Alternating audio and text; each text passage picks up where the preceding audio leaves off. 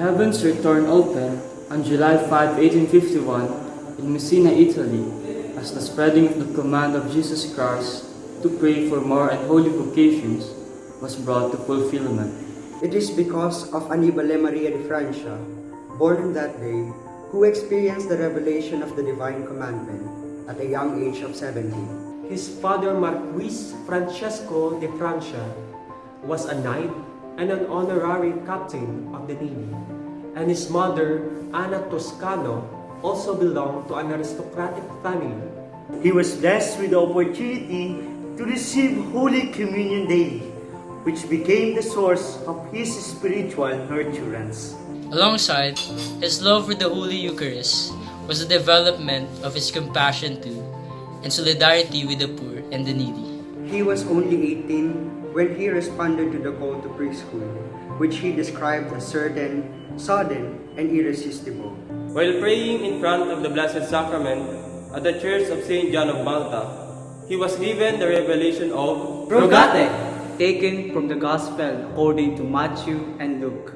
These words became the fundamental insight to which he dedicated his entire life. With this, he deeply felt that vocations in the church come only through prayer. Hannibal proved to be of lively intelligence with remarkable literary abilities. As soon as he felt the call of God, he immediately responded by placing himself and his talents at the service of God. One day in 1878, a providential encounter has taken place before his ordination, which led him to discover the sad social and moral reality of one of the poorest neighborhoods in the outskirts of Messina, the Avignone quarters. It was the beginning of a long walk and his boundless love for the poor and the orphans. I am looking for an almost blind young man, a young man who goes begging around the streets of Messina. He made the Avignone his home and dedicated himself completely to the redemption of its inhabitants. He saw them as sheep without a shepherd. It was an experience strongly marked by misunderstandings, difficulties, and obstacles of every kind, which he overcame by great faith, seeing Jesus in the poor and marginalized people. In 1882, he started his orphanages, which were called Anthonian orphanages because they were placed under the patronage of Saint Anthony of Padua. Hannibal felt that the Rogate was not simply the Lord's recommendation, but an explicit command and an infallible remedy.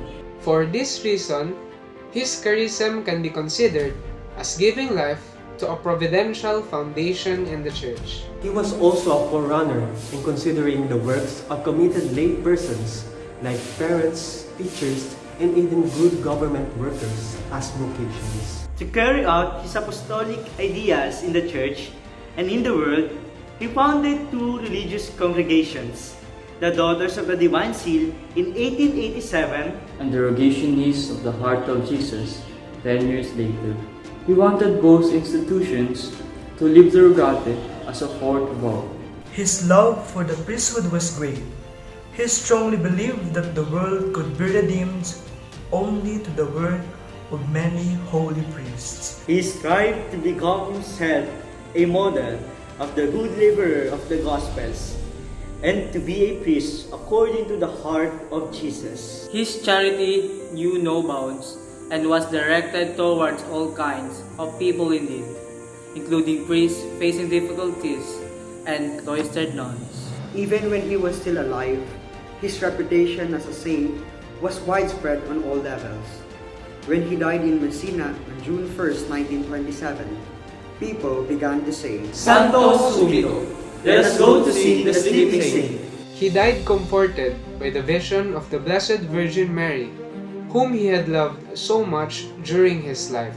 Pope John Paul II declared Father Hannibal a blessed on October 7, 1990, and defined him as the authentic forerunner and zealous master of the modern pastoral care for vocations. He was canonized by the same Pope on May 16, 2004. The religious families founded by Saint Hannibal are currently present in all the continents. According to ideas of their founder, they dedicated themselves to spreading the prayer for vocations through many ways. Mitte Domine, operarios in messem tuum.